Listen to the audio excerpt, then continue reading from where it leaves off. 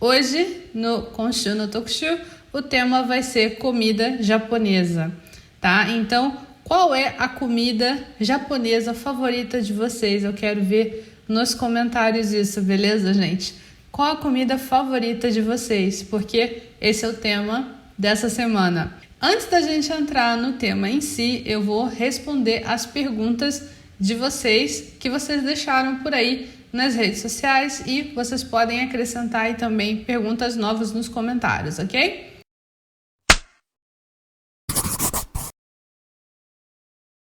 Então vamos lá, a primeira pergunta que nós vamos ver aqui é a seguinte. Pergunta do Oteiro Café, mandou essa pergunta no TikTok. Perguntou, quando não tiver o furigana, como saber a leitura correta do kanji? Essa é uma pergunta que é muito feita e que é difícil dar uma resposta definitiva. Porque kanji é uma coisa que assim, ou você sabe ou você não sabe. Tem alguns casos que você pode até supor, sabe? Como assim supor? Você pode supor da seguinte forma. Quando a gente tem dois kanjis juntos, muito provavelmente a leitura utilizada vai ser a leitura chinesa. Muito provavelmente vai ser a leitura chinesa. E quando você não tiver dois kanjis juntos, quando você tiver assim um kanji e hiragana formando a palavra completa, quando for esse caso, você vai ter a leitura japonesa. Mas isso não é uma coisa que é tipo uma super regra, sabe? Não é assim uma regra que nunca vai ser quebrada, sempre vai ser desse jeito. Não é, tá, gente? Não é. Então, vocês têm que tomar cuidado com isso. Porque vocês podem pensar assim, tá, então se tem dois kanjis aqui é porque é leitura chinesa. Nem sempre, tá? Nem sempre vai ser esse o caso. Então, como é que você vai fazer para saber a leitura desse kanji? Simplesmente você precisa conhecer a palavra. Se você nunca viu aquela palavra na sua vida, é normal você não saber a leitura dela. Não é assim tipo, mas eu queria saber a leitura do kanji sem nunca ter visto a palavra antes. Você não tem como ter 100% de certeza. Isso é verdade até para os japoneses. É verdade até para os japoneses. Os japoneses também não têm como ter 100% de certeza se eles veem que é uma palavra que eles nunca viram na vida. Eles não vão ter como ter certeza. É impossível para eles ter certeza. Então, não pensem que vocês têm que saber. Não tem como vocês saberem. Um detalhe aqui que o Gabriel comentou. O Gabriel ainda escreveu aqui. Ainda tem o detalhe que certos kanjis têm mais de uma leitura kun e on. Realmente, ainda tem esse detalhe, né? Tem kanjis que tem mais de uma leitura dos dois lados, tanto leitura chinesa como leitura japonesa. E aí você faz como? Você senta e chora? Aí o que acontece é que você vai ter que conhecer aquela palavra. É que nem, assim, eu vou fazer uma analogia que eu gosto de fazer. É como quando a gente está aprendendo a escrever algumas palavras em português e tem algumas palavras em português que a gente não tem realmente como saber, como escreve se a gente não conhecer a palavra, se não procurar no dicionário ou coisa assim. Eu lembro quando uma vez eu dava aula, uma vez só, eu tive um trabalho que foi de professora de inglês, em um cursinho de inglês, e eu pedi demissão, porque eu não gostei de dar aula de inglês. Eu tentei, mas eu percebi que dar aula de inglês para mim não era divertido. Eu gostava mesmo era de dar aula de japonês. Foi uma descoberta, né? Mas aí na hora que eu fui pedir a minha demissão, eu descobri que eu tinha que escrever uma carta de próprio punho, que era carta de rescisão. E eu não sabia escrever rescisão. Falaram assim, você escreve assim, carta de rescisão. Eu não sabia escrever rescisão. Aí eu perguntei para a moça, como é que escreve rescisão? Ela teve que soletrar para mim, porque eu não sabia escrever rescisão. E eu penso que os kanjis são uma coisa meio parecida, no sentido de que é o seguinte, se você não conhece a palavra, você não vai saber lê-la com certeza, você não vai poder ter convicção na leitura. Não tem como você saber. Se você não conhece a palavra em português, você não consegue ter convicção na escrita quando é uma coisa assim que pode ter várias possibilidades, né?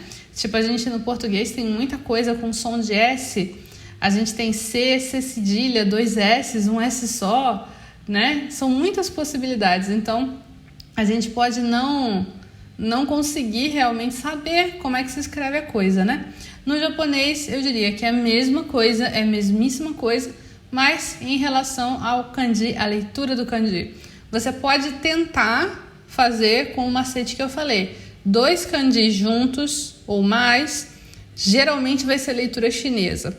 O kanji junto com o hiragana para formar uma palavra, geralmente vai ser leitura japonesa. Eu diria que de 70% a 80% dos casos é verdade isso.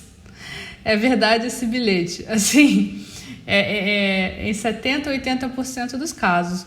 É um pouco longe de 100%, como vocês podem ver, né? Mas pode funcionar. Tem vezes que eu vejo umas palavras que eu nunca vi na vida, aí eu chuto a leitura e aí eu acerto. Às vezes não, né? Eu acho que é tal coisa, aí não é, aí é outra coisa.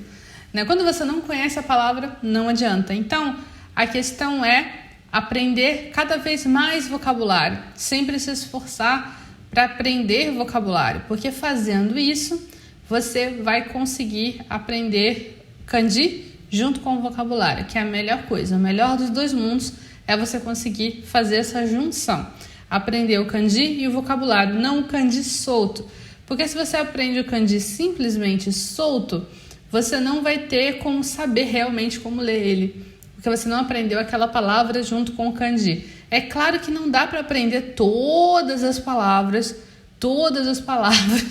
que o kanji pode trazer para você. Não tem como, é impossível, né? Você aprender todas. E aprender muitas também é meio difícil, assim, de repente, né? Mas você tem que aprender algumas palavras com aquele kanji. Só assim você vai conseguir ter a chance de realmente saber como ler aquela palavra com aquele kanji, a leitura correta do kanji. Mais uma pergunta do Gustavo.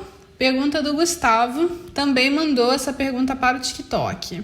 Essa é uma coisa aqui que pega muito assim na cabeça das pessoas que estão começando a aprender japonês. Uma dúvida que eu tenho é dos caras não tem espaço entre as palavras e eu bugo para saber onde começa e onde termina uma outra palavra. Realmente, na língua japonesa, não é tradicional o espaço entre as palavras. As palavras são colocadas todas juntas, uma atrás da outra, as partículas e tudo mais, tudo grudadinho, que nem arroz de onigiri, assim, tudo grudadinho. Isso é o normal, né?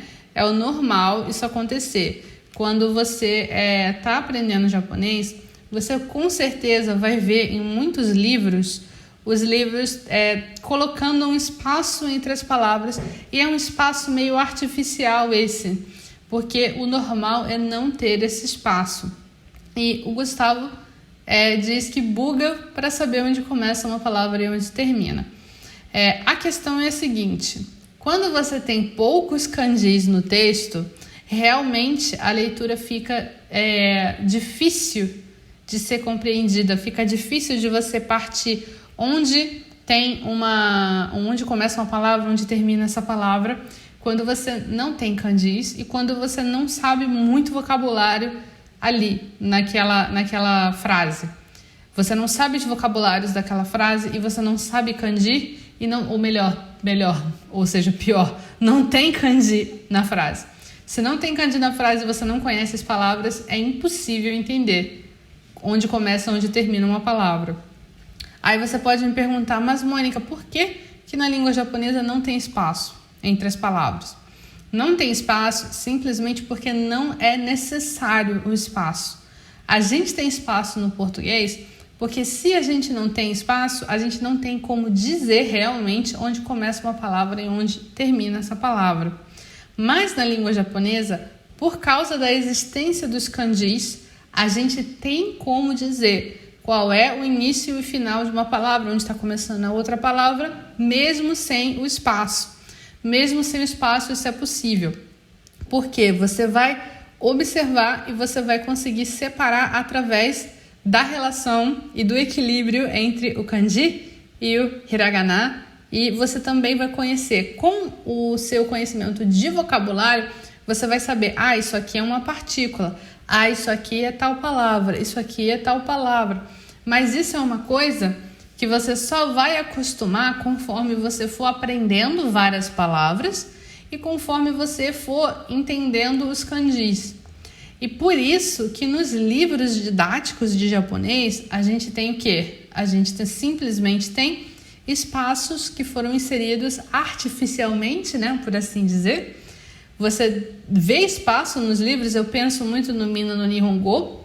Mina no Nihongo, nas primeiras páginas dele quase não tem kanji, né? E você não sabe nada no início da sua jornada, né? Então tem aquele espaço ali e aquele espaço acaba se fazendo necessário para quem está começando no estudo. Eu, sinceramente, eu não lembro do que eu achava desses espaços quando eu comecei a estudar japonês. Sinceramente, eu acho que eu nem reparava neles, assim, eu não consigo lembrar, porque eu não pensava assim, tem espaço, tá faltando espaço. Eu não lembro disso ter sido uma questão que fazia diferença para mim, talvez pelo fato de que eu conhecia muito a língua japonesa antes de estudar japonês. Antes de estudar japonês, eu já observava muito por causa dos mangás que eu tinha, né? Eu aprendi a ler hiragana e katakana com mangá, então eu já sabia do fato de que não tinha espaço, para mim isso era natural. E como eu aprendi a ler bem criancinha, eu tinha 12 anos quando eu comprei o meu primeiro mangá, e fui aprendendo hiragana aos pouquinhos, né? Katakana eu só fui aprender bem depois, mas como eu era criança, eu acho que eu absorvi sem questionar muito, né? Eu absorvi, é assim que funciona. E eu não fiquei assim, mas não tem espaço. Eu não fiquei questionando isso. Então, acredito que por isso eu nunca parei para pensar nisso. Mas, realmente é uma coisa que deve atrapalhar muito a cabeça das pessoas que estão começando a estudar japonês, que estão aprendendo japonês, justamente porque elas estão acostumadas com espaço, tanto no português como no inglês, em outros idiomas também. Mas o conselho que eu posso dar para vocês, respondendo essa pergunta do Gustavo, é não ficar muito encucado, não ficar muito encucada com essa questão da falta de espaço entre as palavras e prestar atenção em entender essas palavras. Sabe aquela brincadeira de palavra cruzada? Não é palavra cruzada, é palavra cruzada? É que palavra cruzada você preenche, né? Mas tem aquela brincadeira que é tipo uma sopa de letrinha, assim, um quadrado com várias letras. Tem muito quando falam assim, tem várias letras assim, e aí falam as 4 primeiras palavras que você encontrar vão ser as palavras que vão definir o seu ano, vão ser as palavras que vão definir o ano que vem para você. Assim, tem umas coisas assim, né? Eu acho que ler as frases em japonês quando você está começando é meio isso. Você vai procurando identificar e circular uma palavra aqui, outra palavra aqui, outra palavra aqui, que vocês conhecem, né? Isso vai fazer com que vocês consigam achar as palavras. Eu faço muito essa comparação nesse joguinho de você buscar as palavras no seu nome do jogo. Se alguém souber, me fala. Mas você marca as palavras que estão, digamos assim, naquela sopa de letrinhas toda, e aí você finalmente acha algumas palavras. Na frase em japonês vai acabar sendo a mesma coisa, né? Vai acabar sendo a mesma coisa. Eu quero falar rapidinho a respeito do Clube Nihongo Kakumei. Quem não conhece o Clube Nihongo Kakumei, é o meu clube fechado de aulas, onde eu coloco várias aulas mais explicadas lá dentro, mais explicadas do que eu consigo fazer aqui no YouTube. Aqui no YouTube eu coloco algumas aulas, mas lá dentro tem muito mais aula de japonês e muito mais explicativa, com detalhes bem diretos para que vocês possam aplicar no aprendizado de vocês. Principalmente tem uma grande quantidade de conteúdo de gramática e de vocabulário. Para quem está começando a estudar japonês, também tem a parte que eu ensino vocês a escreverem hiragana e katakana, que são os primeiros alfabetos. Então, se vocês estão com, digamos assim, problemas de aprender hiragana e katakana, quem ainda não começou e quer começar, o Clube Nihongo Kakumei é o lugar mais certo para vocês começarem, porque principalmente é super em conta. Agora, para você participar do clube, é só R$ 75 a mensalidade. Vocês não vão achar nenhum lugar mais barato para vocês aprenderem japonês na internet. Quem se interessar, tem aqui uma explicação de como funciona o clube no link que está na descrição da live. Tem um link aqui na descrição, nihongokakumei.com. Não tem clube no endereço, né? Mas é nihongokakumei.com, como está escrito aqui também na imagem. Vocês vão achar o link aqui embaixo da live, tá? Deem uma olhadinha lá. Agora vamos entrar aqui na parte de kanji e goi. Entrando no nosso tema, que é comida, como agora eu sou uma pessoa que cozinha de alguma forma, né? Não faço assim, grandes banquetes, mas eu cozinho, eu consigo cozinhar. Eu trago para vocês uns vocabulários que tem a ver com comida, mas tem mais a ver com fazer a comida. Vamos ver aqui esses vocabulários.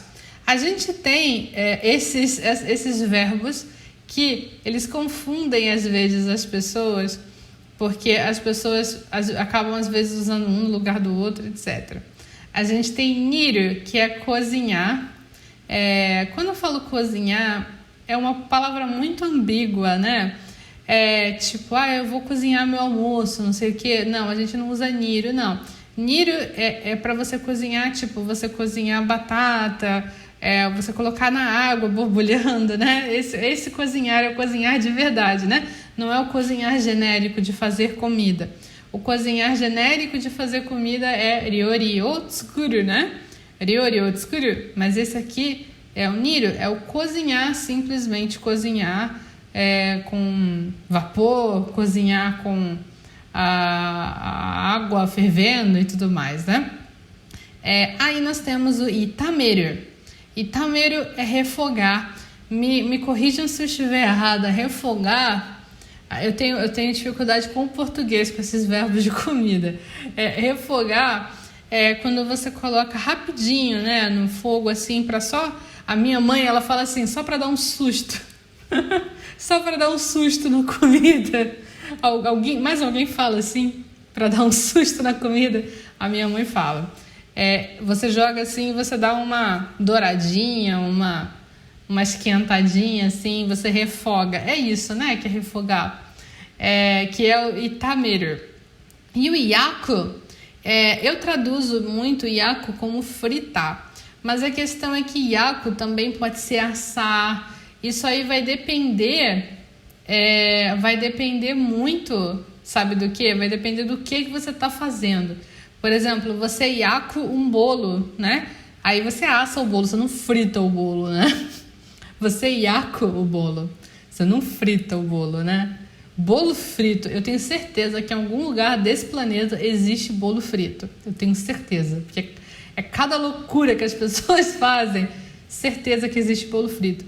E a gente fala yakisoba, né? A própria palavra yakisoba. Yakisoba é o macarrão frito na chapa, né?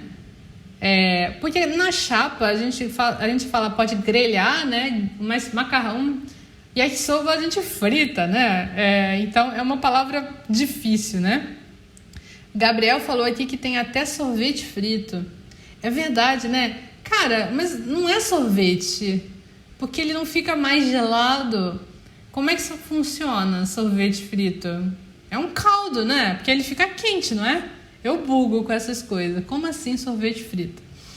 Mas esses são os verbos que nós vamos ver aqui. E como eles são, digamos assim, autoexplicativos, né? De alguma forma, eles são autoexplicativos. Eu vou falar a respeito da formação dos kanjis deles, que eu acho que é mais legal. Aqui nós temos o verbo niru, que é cozinhar. Olha que interessante. Nós vamos interpretar aqui e tentar achar sentido com esses kanjis. Nós temos a pessoa aqui, e esse é o kanji que representa a pessoa. Tem aquele kanji que é assim, né? Que é o kanji de pessoa, que é de uma forma genérica a pessoa. Esse aqui, ele tem uma ideia de pessoa na sociedade. É usado em várias palavras que representam profissão e tudo mais, né? E ele também lê mono ou chá. Geralmente você vai ler mono quando se referencia a pessoa, né? Então é uma pessoa. Esse kanji representa a pessoa. E esse pedacinho aqui é um radical, né? E ele é fogo. Então a pessoa no fogo, exatamente, não a pessoa pegando fogo, mas a pessoa vai até o fogo para cozinhar. Essa é a ideia desse kanji, tá? Essa é a ideia desse kanji. Então, o que acontece é que você junta a pessoa com fogo, a pessoa vai para cozinhar. Não é pegando fogo. Algumas pessoas pegam fogo quando vão cozinhar, né? Eu acho que poucas pessoas devem ter colocado fogo nelas mesmas na hora de cozinhar. Isso parece coisa de, sei lá, filme de comédia, né? A pessoa tá cozinhando e de repente ela apaga, assim. Não vejo isso acontecendo de verdade, mas não é a pessoa se colocando fogo, é a pessoa indo até o fogo para cozinhar. Esse é o verbo cozinhar, nir, né? Lembrem-se, daqui em diante, esse é o verbo cozinhar. Pessoa e o fogo, ok? Depois, a gente vai ter o refogar. O refogar eu acho uma gracinha, pelo seguinte: é o kanji de fogo, aqui, olha, esse pedacinho aqui, é o itameru, né? É o kanji de fogo, com o outro pedaço que é sukoshi, que é um pouquinho. É um pouquinho. Então, é um pouquinho de fogo. É um pouquinho de fogo, um pouquinho de fogo. Você tem o fogo e você coloca um pouquinho no fogo. Aí você refoga assim. Como a minha mãe fala, você dá um susto. Só para dar um susto. Na comida. Você dá um susto na comida. E é isso, é o fogo e um pouquinho de fogo, um pouquinho de fogo. Só um pouquinho de fogo. Bem prático de lembrar, né? Um pouquinho de fogo você faz um refogado, né? Itameru, né? Coloca no fogo um pouquinho. E aí a gente tem o yaku. O yaku é muito interessante. A gente tem o pedacinho de fogo de novo aqui. E esse aqui, gente, acreditem se quiser, ele é o kanji de takai, de alto. É uma versão de alto que não se usa praticamente, mas ele também representa alto. Eu coloquei um gráfico subindo porque eu não tinha como colocar alto de um jeito simples, mas ele significa alto. Então é o fogo alto. É o fogo alto. Você coloca no fogo alto para fritar. É um fogo elevado, um fogo poderoso para você poder fritar. E esse é o yaku. Muito interessante, né? A formação desses kanjis. Todos os três com fogo. O que tem a ver, né? Afinal de contas, é para cozinhar, fritar, para preparar comida, né? Para isso você precisa de fogo. Isso é interessante, né? Como os kanjis podem ajudar a gente realmente a entender e pensar a respeito do sentido das palavras, né? E voltando numa live anterior, né, que eu tinha falado a respeito de estudar os pedacinhos do kanji, não é obrigatório você estudar pedacinho do kanji, mas além de ser curioso, você fazer isso ajuda você a lembrar. O que mais vai ajudar você a lembrar o significado, aí já não é a leitura, né? O significado de um kanji, basicamente, é você criar uma história com o kanji através dos pedacinhos que ele oferece. Às vezes pode ser de verdade, às vezes não. O que eu quero dizer com isso? Porque eu tô aqui explicando para vocês, esse pedaço significa isso, esse pedaço significa aquilo, mas você não necessariamente precisa saber o significado de verdade da coisa. Você pode inventar uma história. Tipo, esse pedaço parece tal coisa, parece uma cobra. Esse pedaço parece outra coisa, né? Quando você inventa história para o kanji, você associa na sua cabeça aquela ideia, né? E aí vai ajudar você a lembrar. Mas para lembrar a leitura, lembrando vocês que vocês têm que aprender palavras, ok?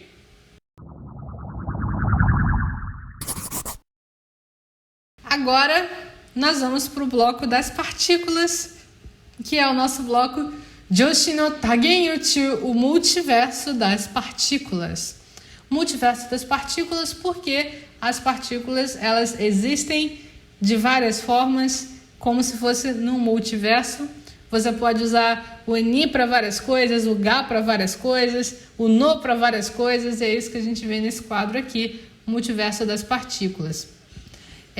Vamos passar para o nosso primeiro verbo aqui. Eu coloco o verbo e eu coloco as partículas que a gente usa nesse verbo para que a gente possa acompanhar. Porque as partículas, assim como os kanjis, elas não funcionam no vácuo, né, gente? Elas não existem no vácuo. Elas vão ser usadas para transmitir uma ideia, né? E essa ideia, ela vai ser transmitida usando mais de uma palavra e a partícula vai estar lá para conectar essas palavras. Vamos aproveitar aqui os verbos que nós vimos. Niru, que é cozinhar. Nós vemos aqui ninjin ou niru.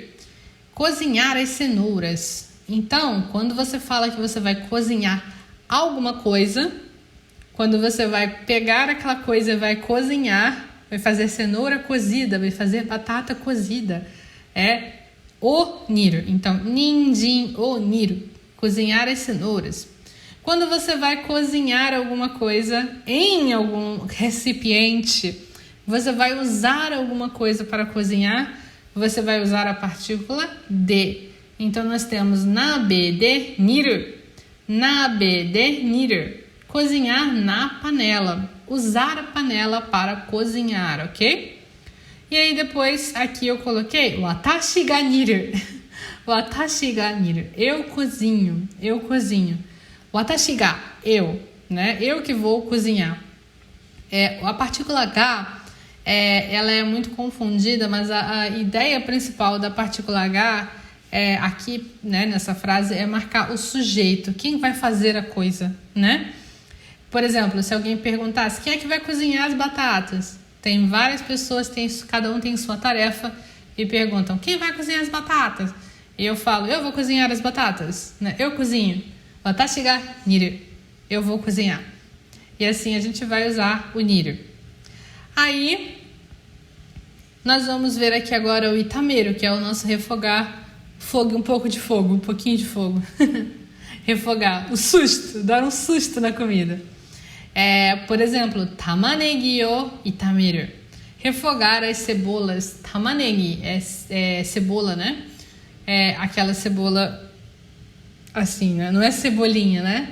Cebolinha é negi, né? Aquela verde fininha é negi. Aqui é uma bolinha, é a tamanegi. O que é engraçado, né? Que tama significa bola, né? Então, tamanegi. Tamanegi o itameru. Só de ler esta frase, tamanegi o itameru, eu sinto o cheiro da cebola.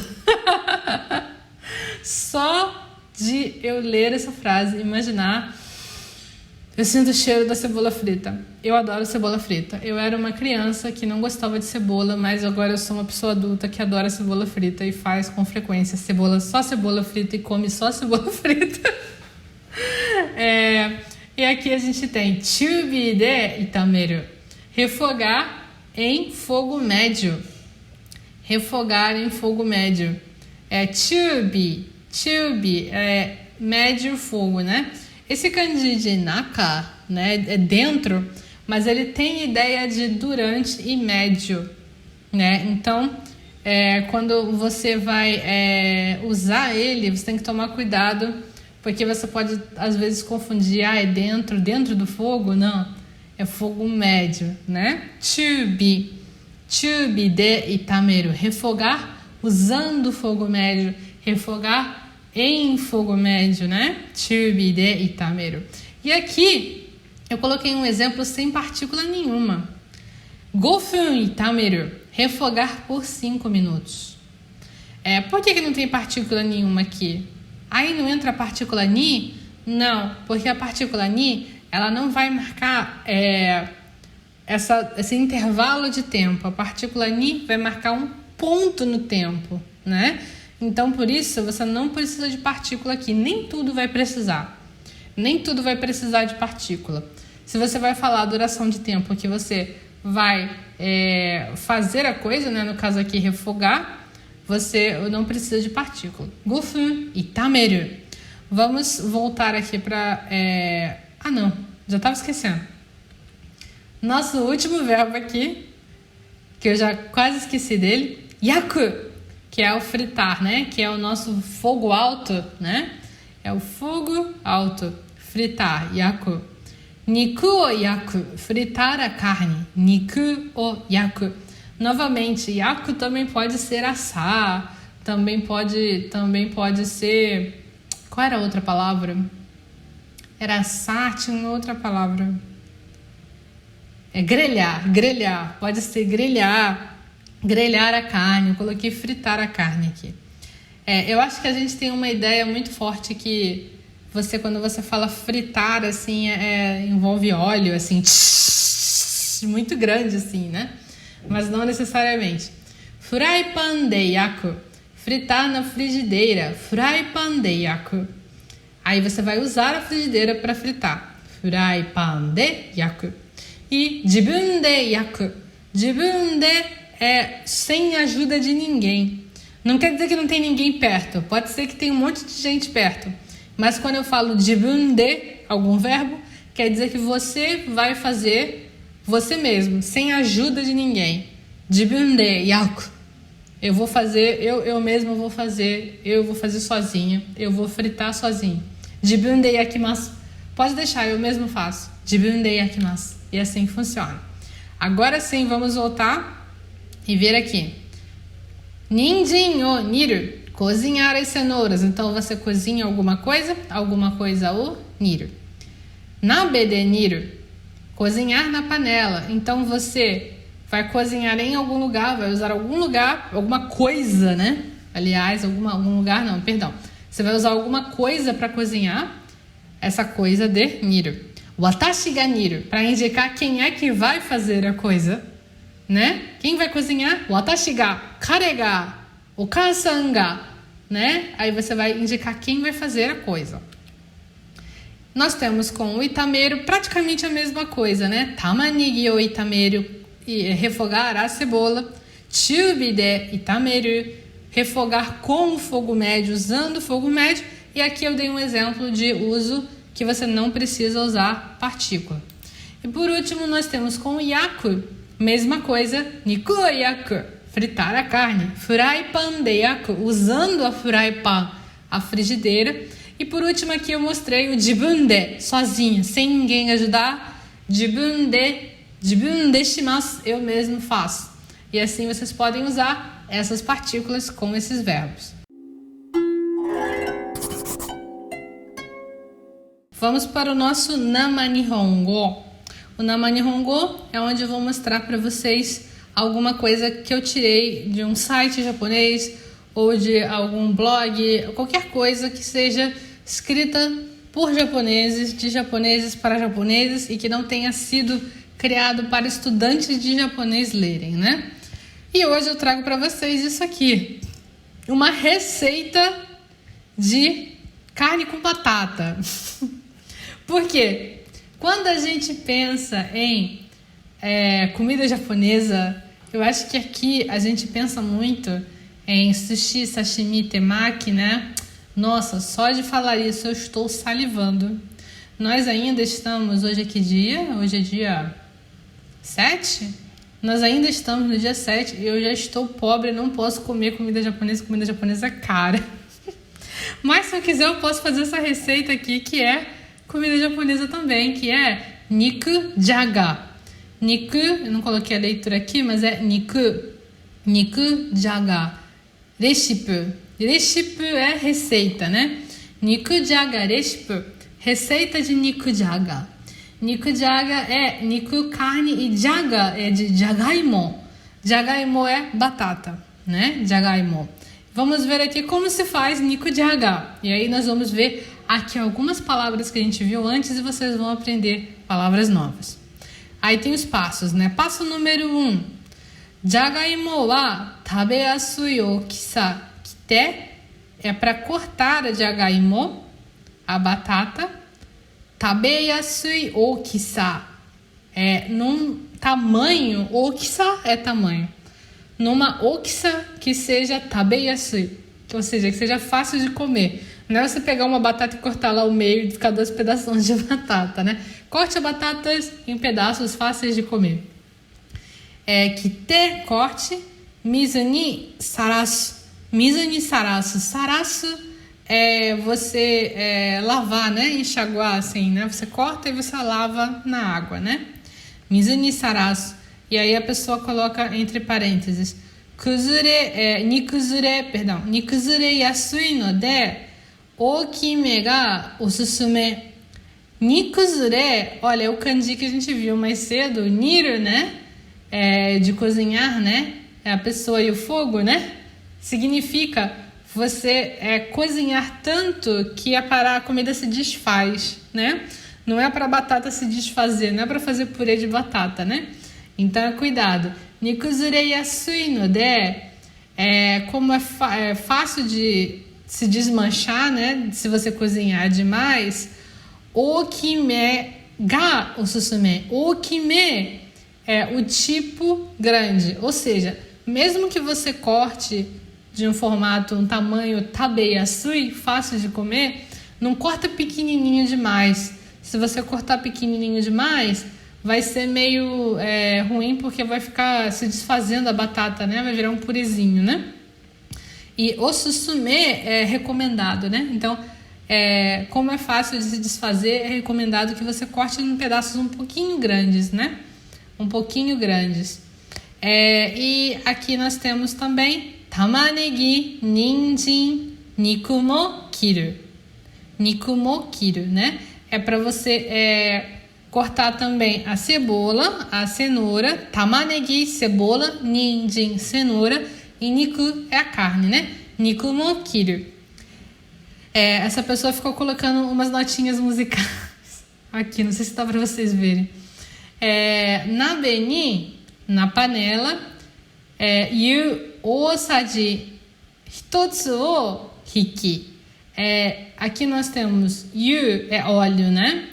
Na panela, yu osaji. Osaji é uma colher grande, né? É tipo uma colher de sopa, né?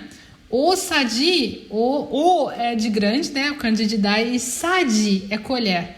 É a palavra japonesa para colher. A gente vê muito spoon, né? Spoon. Mas quando se fala de uma colher de açúcar, 2 colheres de não sei o que, nas receitas em japonês, vocês vão ver muito saji, né? Saji. Então, nós temos aqui o saji, a colher grande, hitotsu, uma, o hiki.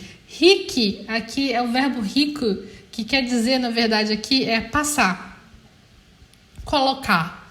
Então, coloque uma colher de óleo na panela.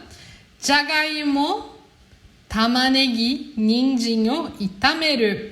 Então, você vai refogar, vai dar um susto, vai dar um susto na cebola, na batata, né? Na batata, na cebola, na cenoura, e você vai lá refogar, né? Refogar tudo bonitinho, como a foto mostra aqui. Indo para terceiro passo. Jagaimo no hyoumen ga sukitoru made itameru. Você vai refogar, itameru, até que jagaimo no hyoumen, que a superfície da batata fique sukitoru, ou seja, ela fique um pouco transparente. Então você vai refogar a batata até você ver que ela tá ficando assim um pouquinho, que ela tá cozinhando, né, basicamente, né? Ela não tá mais crua, né? Ela não tá mais crua. Hyoumen é superfície, né?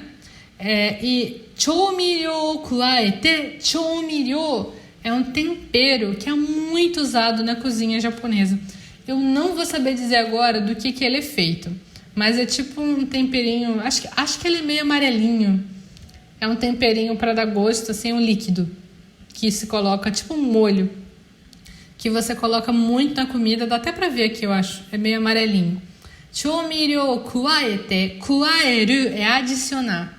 Choumiryo kuaete, adicionar o choumiryo, chubi de 5 分煮る. Então, chubi de em fogo médio, chubi de 5 分, 5 minutos, niru. Chubi de 5 分煮る. Ok? Esse é o quarto passo. Quinto passo, 5分経ったら, depois de passar 5 minutos, shoyu o kuaete, você adiciona o shoyu. Olha o kanji de shoyu, gente, tem muitos traços, né? A gente está acostumado a ver shoyu muito escrito em hiragana, mas shoyu tem muitos traços, olha só, né? O show de shoyu, né? Muitos traços. Então você vai, depois de 5 minutos, você vai adicionar o shoyu. 5分経ったらshoyu o kuaete. E aí, niku o irete, você coloca a carne. Yoku hogushite aku o toru. Hogushite aku o toru. Hogusu, né? Hogushite. Hogusu é você separar, né? Separar assim as coisinhas, a carne, né? Não deixar a carne em um bolo assim. Separa bem a carne, né? E aku o toru. Aku aqui é aquela paradinha que sai da carne. Se você vai cozinhar carne, galinha, qualquer coisa assim, sai tipo parece uma sujeirinha assim, uma gordura, uma parada que sobe, que aí se tira, né? Você tira com a colher assim, né? É isso que tá falando aqui. Aku o toru. E os últimos passos. Niku ni kasaranai yoni. Para que não fique bem embolado com a carne, né? Shirataki o irete. Shirataki é um macarrão branquinho que eu não sei do que é feito, eu não sei se é trigo, mas é um macarrão branquinho que é bem fininho assim, né? Então, você vai colocar o macarrão de modo que ele não se misture com a carne. Então, é separadinho assim, né? Que se coloca. Você coloca separadinho. Eu acho que eles fazem isso para quem não quiser pegar a carne e não ficar enrolado no macarrão, né? Talvez. Niku ni kasanaranai yoni. Perdão, kasanaranai yoni. Shirataki, que é esse macarrão branquinho. Shirataki o irete, coloca, né? Yoame no chubi de, no fogo médio, mais fraquinho, né? Yoame no chubi de 15 分煮る. Você vai cozinhar por 15 minutos, tá? E aí, oitavo passo, jagaimo ga yawarakaku nari. A batata vai ficar molinha, né? Yawarakaku nari. Nijiru ga sukunaku nattara. Nijiru é o caldo, né? Que você tá usando que você tá cozinhando, né? Nijiru ga sukunaku nattara, quando o caldo diminuir, né? Quando o caldo diminuir, sukunaku nattara hi o tomete, você para o fogo. Porque essa não é uma sopa, né? Não é uma sopa. Então você deixa lá cozinhando e a água vai evaporando, né? Conforme você vai cozinhando, né? E aí você para o fogo. Hi o tomete, onabe no mama ichido samemasu to. Se você deixar esfriar na panela, deixa lá um tempo na panela esfriando, porque tá muito quente, né? No início. Aji ga yoku shimiru. Aji ga yoku shimiru. Você deixa esfriando lá na panela que vai pegar bem o gosto.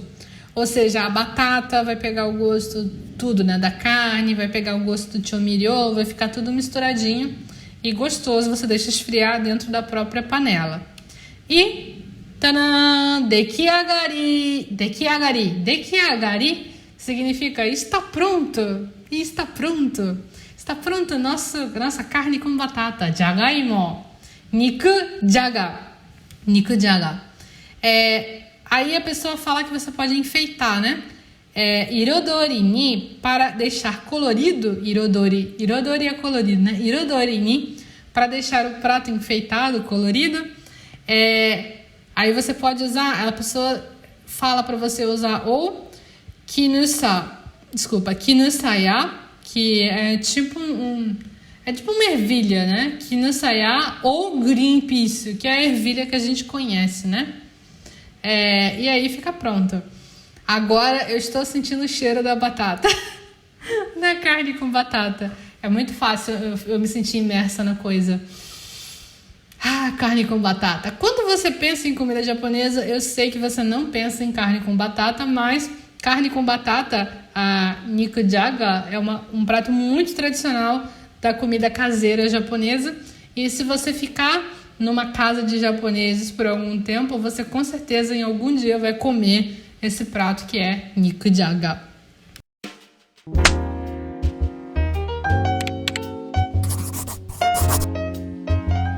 Nihon no omoide. Como a gente falou de comida, né, essa semana, eu vou trazer para vocês algumas coisas que eu experimentei no Japão. Se vocês estavam pensando assim,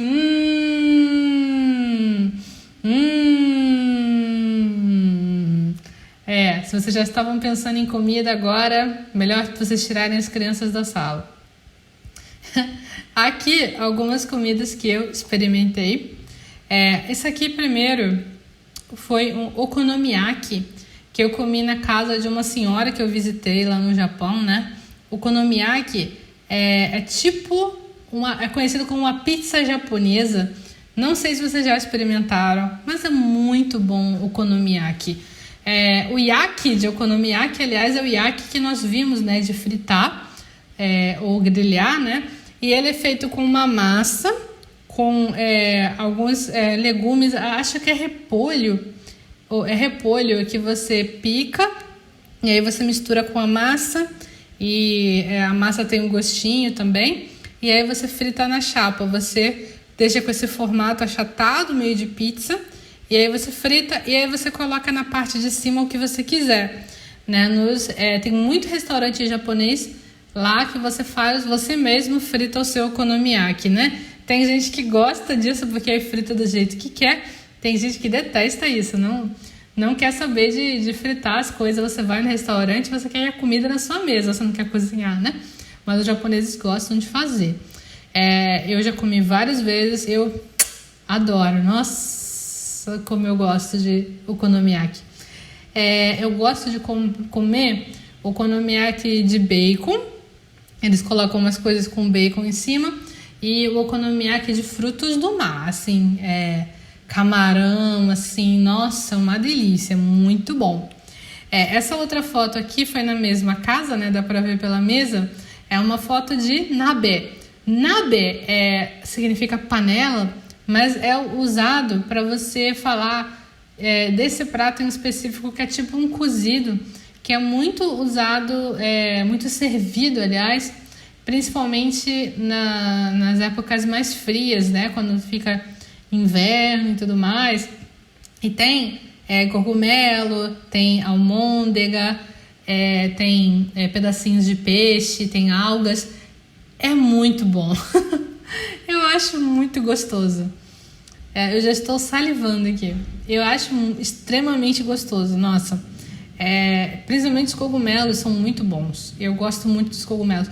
Eu acho que os japoneses, eles fazem cogumelos de um jeito diferente que a gente faz aqui. Às vezes aqui eu vou comer um prato que não é assim, digamos assim, um prato oriental, é um prato, sei lá, francês, ou é mesmo brasileiro, mesmo que leva cogumelo. Eu não gosto muito do tempero que colocam no cogumelo. Eu não gosto muito, mas os temperos japoneses, uma delícia. E aqui, esse aqui é um conhecido de nós aqui, é o gyoza, né? Gyoza é muito conhecido por aqui, serve em vários restaurantes. Esse eu acredito que seja originário da China, o gyoza, né? Mas é muito popular no Japão também.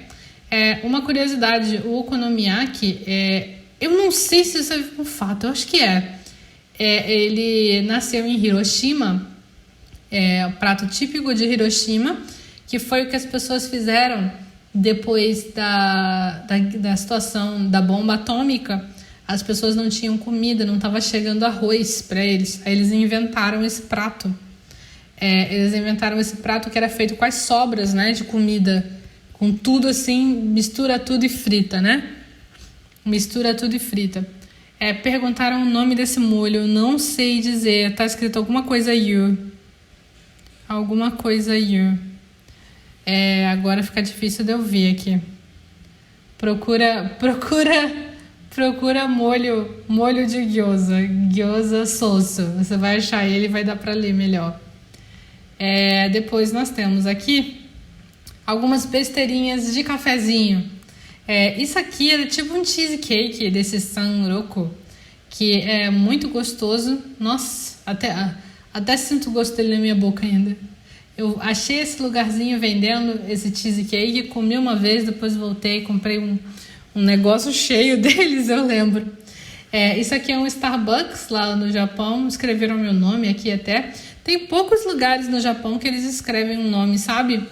É muito raro eles escreverem nome, eles não ficam chamando você, não.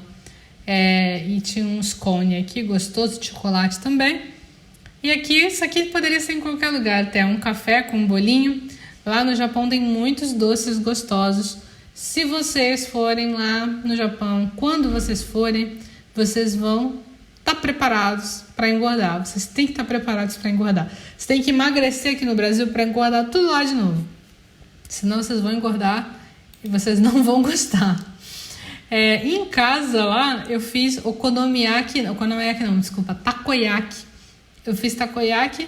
Esse takoyaki é o takoyaki salgado de polvo mesmo. A gente misturou várias coisas, queijo também, né?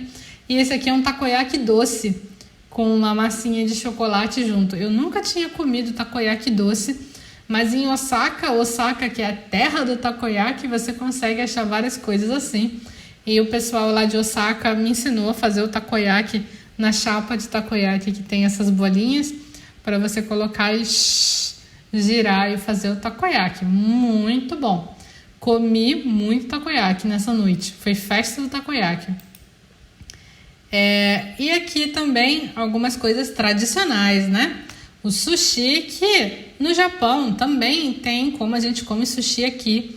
Lá eles não botam cream cheese no sushi, mas eles botam umas coisas bizarras no sushi também. Tem umas maioneses, eles botam umas maioneses meio doidas. Eles ficam falando assim, os japoneses ficam falando assim, ai, cream cheese no sushi, ai, morango no sushi, vocês brasileiros, kikiki. Mas eles botam uns trecos muito doidos no sushi de lá.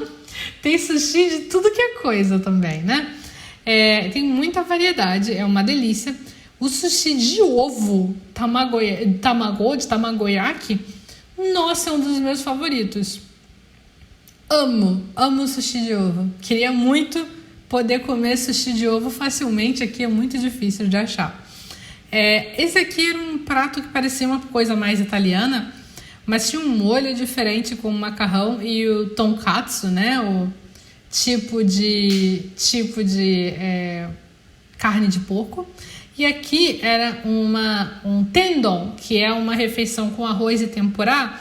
E tinha uma alga que, eu não sei se vocês conseguem ver, mas tem um casal dançando desenhado na alga. Porque eu comi esse prato quando eu estava indo ver uma peça de teatro. E aí na peça tinha essa dança, né? E aí tinha os desenhos servidos lá. Muito interessante, né?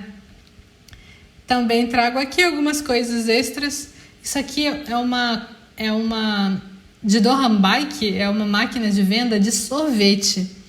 De Dohanbaiki de sorvete, gente. Você compra o sorvete caía, tuque. Ele caía, mas ele estava embrulhadinho, né? É tipo aquele que você abre assim, tsh. Não era picolé, né? Era sorvete na casquinha, mas ele estava tudo fechadinho com papel. E aí você podia comprar aqui. Isso aqui eu comendo espetinhos deliciosos. E eu tive que tirar foto dessas ninjin, essas cenouras, porque essas cenouras, elas são muito bonitas. As cenouras do Japão, elas são embaladinhas assim, parece cenoura de desenho animado. Sabe aqueles desenhos do Pernalonga que você via? Que velhinho? Que era muito bonita, né? São essas cenouras. muito gostosas, nossa, muito boas. Essas são as minhas lembranças do Japão. Deixa eu voltar aqui rapidamente. Essas são as minhas lembranças do Japão de hoje, as lembranças de comidinha. Eu espero que vocês tenham gostado e eu acredito que vocês também, assim como eu, ficaram com vontade de comer essas coisas. Que saudade de sushi. Ah, o sushi de ovo. Agora eu tenho uma dica para você, se você gostou desse vídeo. É o Clube do Kanji. O Clube do Kanji é um canal gratuito no Telegram. Nesse canal, você vai encontrar kanjis, vocabulário, explicações de gramática e também você vai poder participar de uma comunidade com colegas que também estão aprendendo japonês como você. Tudo isso gratuitamente. Eu espero você no Clube do Kanji.